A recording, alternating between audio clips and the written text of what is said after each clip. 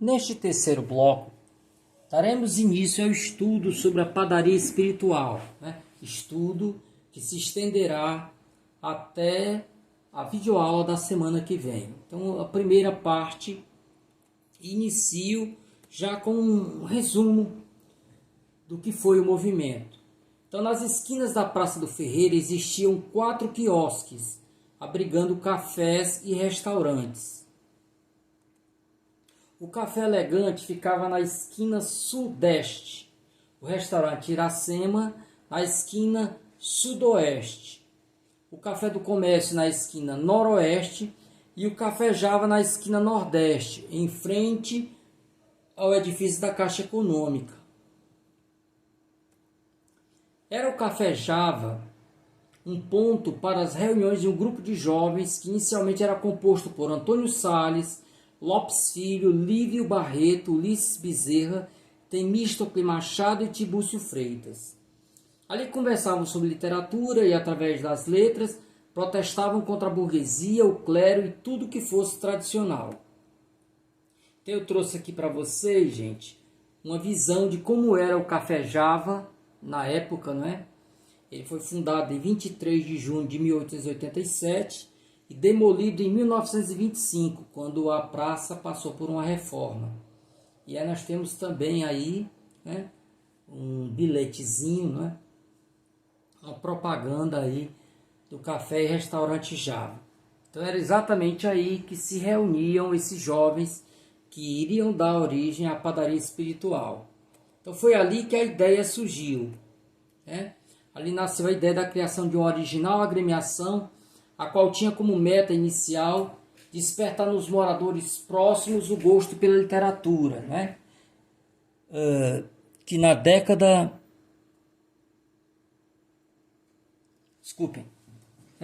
que na década que a agremiação foi fundada andava um pouco esquecida. Antônio Salles lhe deu o nome de Padaria Espiritual e ela foi solenemente instalada às 19 horas do dia 30 de maio de 1892 no armazém de exportação de propriedade do comerciante José Bruno Menescal, que ficava no número 105 da rua Barão do Rio Branco. À época chamava-se Rua Formosa. O programa de instalação feito por Antônio Salles não permitia que se usassem quaisquer publicações palavras estrangeiras que não as nativas do Brasil, uma postura radicalmente nacionalista.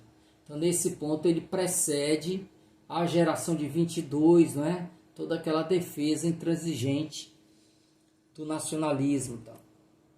Teve 2 fases. A primeira vai de 30 de maio de 1892 até 27 de setembro de 1894.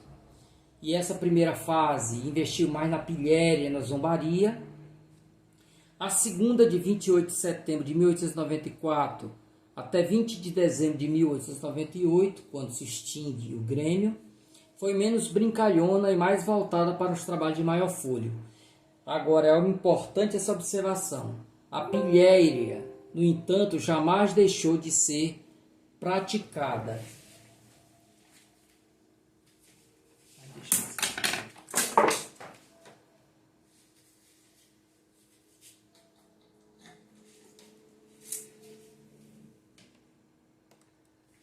Ok? Então é importante entendermos que a pilhéria continuou apenas em menor monta, mas os gracejos, a molecagem perdurou, foi uma das marcas da agremiação.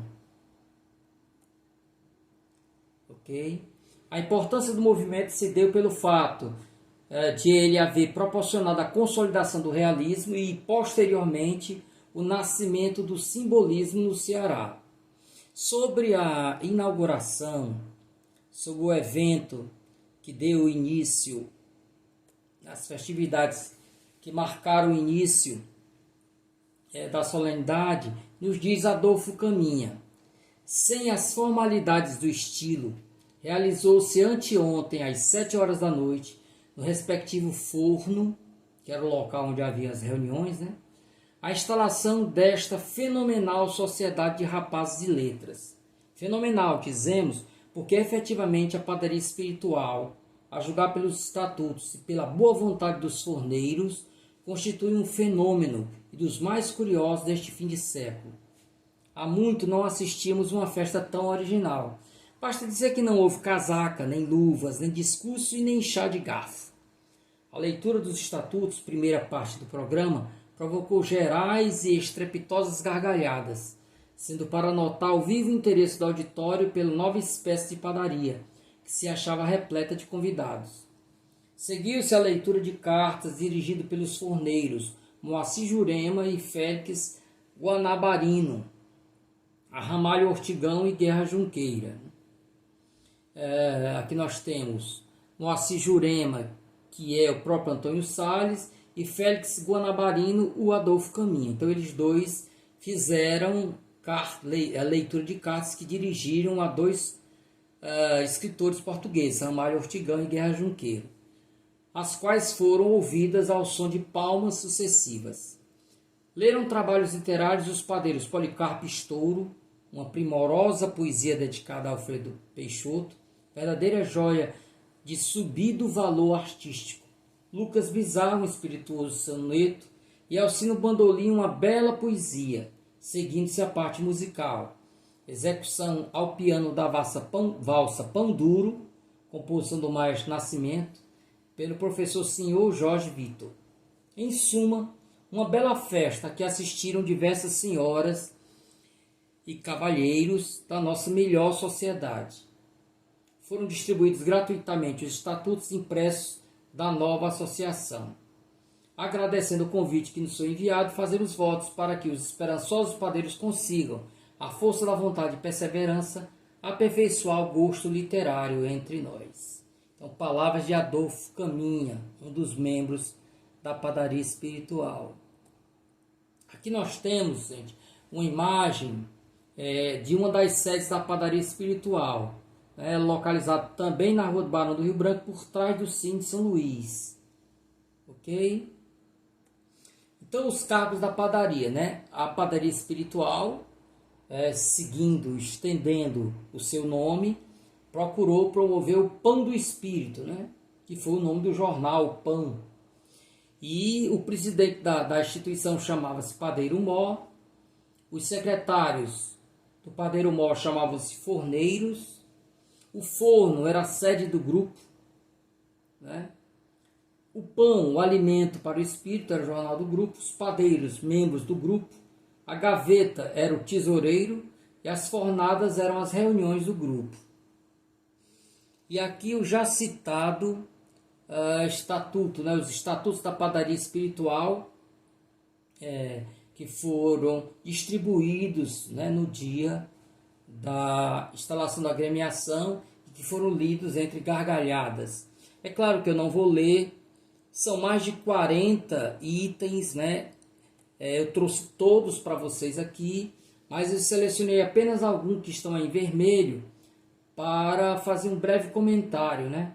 Então, o primeiro estatuto diz o seguinte: fica organizada nesta cidade de Fortaleza, capital da Terra da Luz, antigo Ceará Grande, uma sociedade de rapazes de letras e artes, denominada Padaria Espiritual, cujo fim é fornecer pão de espírito aos sócios em particular e aos povos em geral.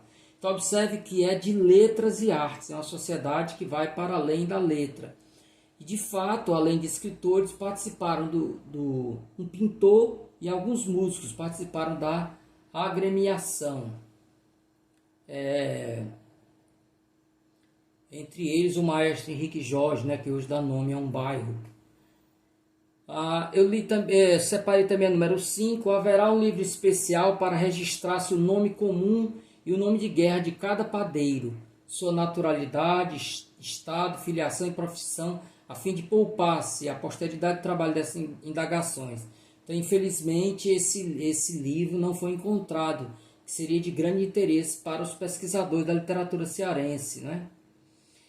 O número 7 fala da bandeira, né? O distintivo da Padaria Espiritual será uma haste de trigo cruzado de uma pena, distintivo que será gravado na respectiva bandeira, que terá as cores nacionais. Na verdade, a bandeira era vermelha, né? E não com as cores nacionais. Mais outro item que eu separei do estatuto, né? Número 11, né? Essas dissertações serão feitas em palestras, sendo proibido o tom oratório sob pena de vaia, né? Então aí nós temos o tom da molecagem cearense, a história da vaia. Quem não lembra da famosa vaia ao sol na Praça do Ferreira? Depois de dias de chuva, o sol abriu novamente e o sol foi vaiado, né? Então a população queria que continuassem as chuvas. Outro que eu separei foi o número 21. Será julgada indigna de publicidade qualquer peça literária em que se falar de animais ou plantas estranhos à fauna e à flora brasileiras, como cotovia, olmeiro, rouxinol, carvalho, etc. Né? O nacionalismo, portanto, nós vemos o nacionalismo até exacerbado, que a semana de 22 pregaria 30 anos depois. Né? 29. Organizar-se-á um calendário com os nomes de todos os grandes homens mortos. Haverá uma pedra para se escrever o nome do santo do dia, nome que também será escrito na ata, em seguida a data respectiva. Então esse foi um item que logo caiu no esquecimento, figurou apenas nos primeiros dias da agremiação. No 34, a padaria espiritual obriga-se a organizar, dentro do mais breve prazo possível, um cancioneiro popular, genuinamente cearense. Então não foi cumprido, apenas algumas trovas saíram em Upão. Né? O número 36 é interessante, a padaria tratará de angariar documentos para um livro contendo a aventura do célebre e extraordinário Padre Verdeixa. Não foi cumprido.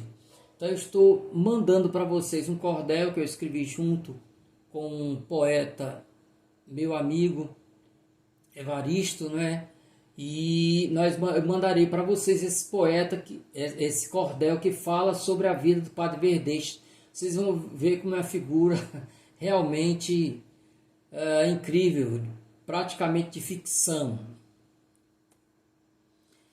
O 41 eu trouxe por conta aí de algo datado, uma expressão que se usava na época e que hoje certamente ninguém consegue decifrar, né?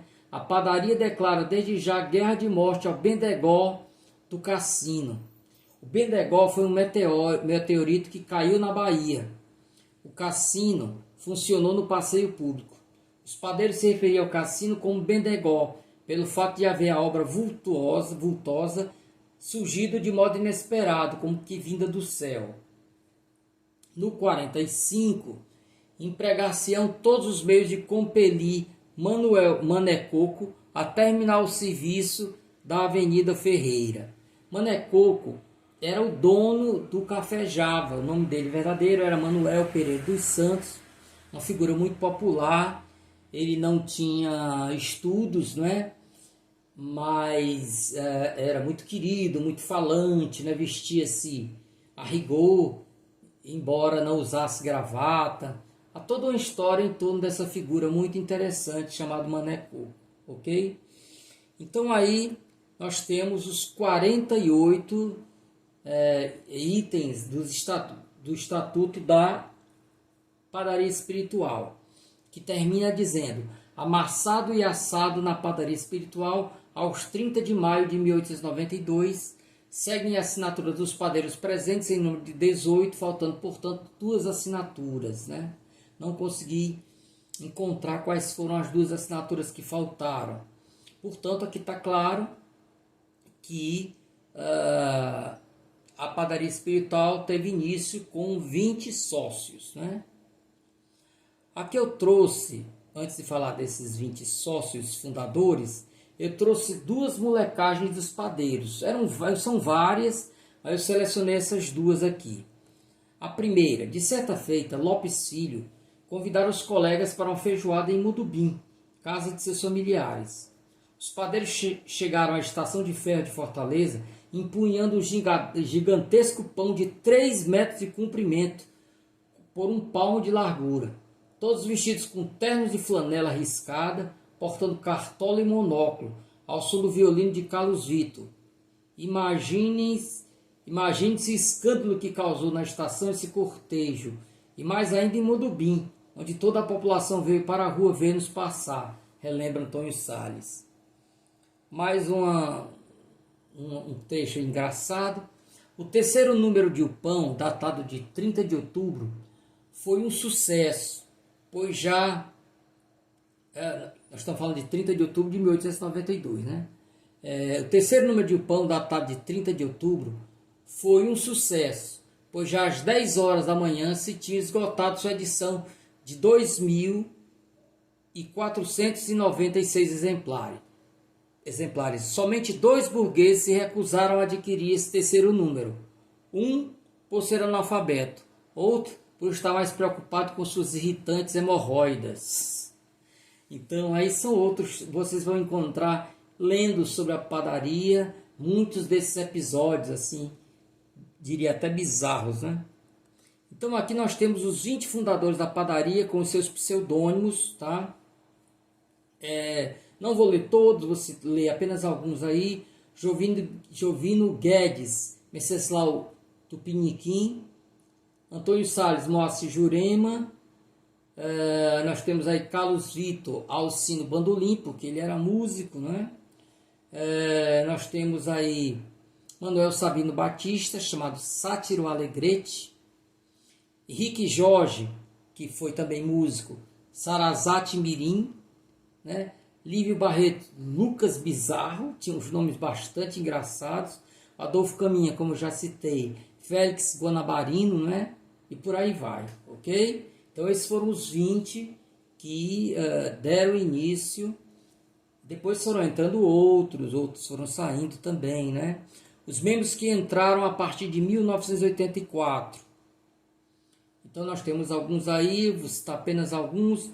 O Rodolfo Teófilo, chamava-se Marcos Serrano. Antônio Bezerra, que nós já conhecemos, poeta abolicionista, adotou o nome de André Carnaúba.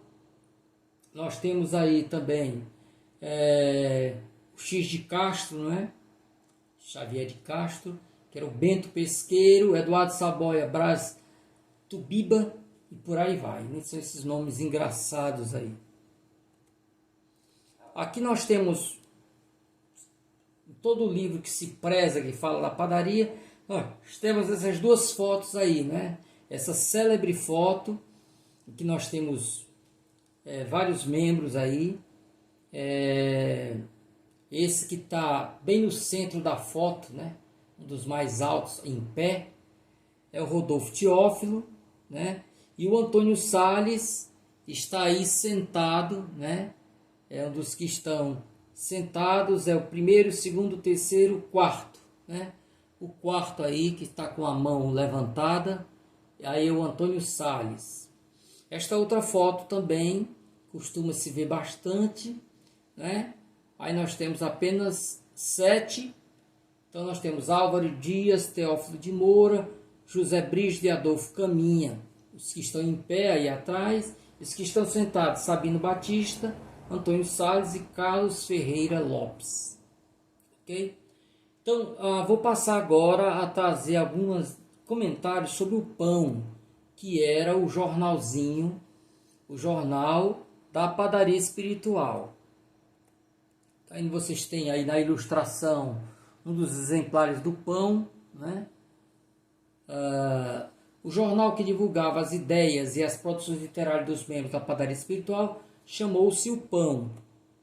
O primeiro dos seus 36 números foi publicado em 1º de julho de 1892 e o último saiu em 31 de outubro de 1896. A publicação do Jornal da Padaria ocorreu com interrupções, uma de 2 anos entre o fim de 1892 e o início de 1895, e uma de 8 meses entre o fim de 1895 e a segunda metade de 1896. Aí poderia se acrescentar mais uma no primeiro ano de fundação, em 1892, você tem aí um intervalo de 2 meses. Aí, Antônio Salles esteve doente e durante esse período, durante 2 meses, não foi publicado o jornalzinho já em 1892. Dessa forma, a distribuição dos 36 números das 3 fases do jornal deu-se da seguinte forma. A primeira fase, que vai de 10 de julho de 92 a 24 de dezembro de 92, teve apenas 6 números. A segunda fase, mais vigorosa, de 1º de janeiro de 95 a 15 de dezembro de 95, 24 números.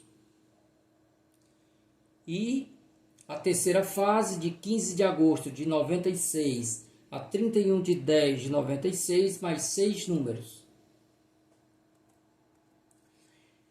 Inicialmente o jornal era rodado na tipografia O Operário, localizado na rua Barão do Rio Branco, número 131.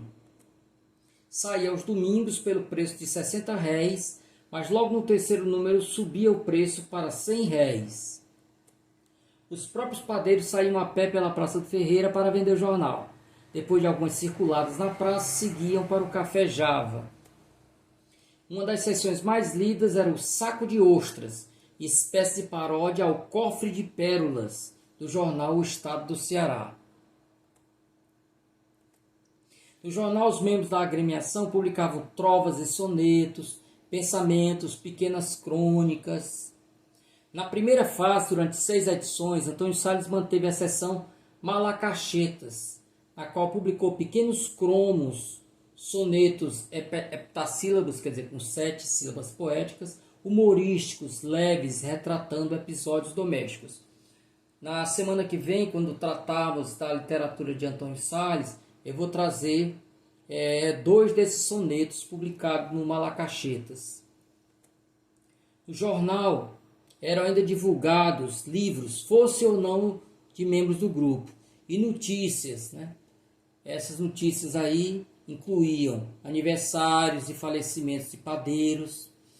Falava-se também de festas comemorativas, uma delas foi a da entrega do título de padeiro-mor honorário, quer dizer, ele foi um padeiro-mor de maneira honrosa, né, como honra, um título de honra. A Juvenal Galeno, em 27 de setembro, aí tá errado, viu, gente? 1895, eu vou consertar depois aí essa data, 1895, não 1985.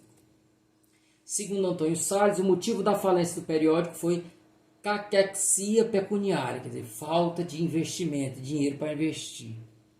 Ok? Aqui ele fala sobre o surgimento do pão, né? Numa bela manhã de julho do ano da graça de 1892, o forno surgia aos olhos da população do forte embandeirado, florido, pimpão e ruidoso, como um viveiro de periquitos. Foguetes esfuracavam o azul e uma banda de música tauteava polcas alegres. Os passantes paravam à nossa porta e tudo quanto era janela da Rua Formosa apinhava-se de pessoas de todos os sexos e idades. Alguma coisa de extraordinário se passava no forno. Curiosos acotovelavam-se a perguntar que diabo seria aquilo. Dentro em pouco rasgava-se o mistério aos gritos estridentes de meninos que apregoavam o pão, cuja edição esgotou-se dentro de poucas horas. Devemos confessar aqui, essa folha era menos o veículo literário da padaria do que uma válvula para a pilhéria petulante que se fazia lá dentro. Ainda conseguiu-se publicar 6 números do pão, que veio afinal a morrer de caquexia pecuniária. Então, na verdade, ele se refere aí ao primeiro ano, né? Porque, na verdade, foram 36 o número de... É bom que se diga que Antônio Salles, ele viaja para o Rio, então ele deixa a padaria espiritual devido à sua transferência para o Rio de Janeiro, né? Então, para além dos 36 números do pão, a padaria espiritual nos legou várias obras de relevo da literatura cearense, entre as quais cabem ser citadas Fantos, de Lopes Filho, de 1893, é obra inclusive que dá início ao simbolismo no Ceará, Versos, de Antônio de Castro, de 1894, Flocos, de Sabino Batista, de 1894, Contos do Ceará, de Eduardo Saboia, de 1894. Cromos, de Xavier de Castro, que se assinava sempre X ponto mesmo, né? De 1895. Trovas do Norte, de Antônio Salles, também de 95. As obras foram organizadas em ordem cronológica. Dolentes, de Lívio Barreto, de 1897. Marinhas, de Antônio de Castro, de 1897. Maria Rita, de Rodolfo Teófilo, também de 97. E Perfis Sertanejo, de José Carvalho, de 1897. Então, com esta primeira passagem, nós encerramos a nossa sexta videoaula, que terá seguimento na semana que vem, tratando ainda da padaria espiritual. Então, desejo a todos vocês bons estudos e até a próxima videoaula.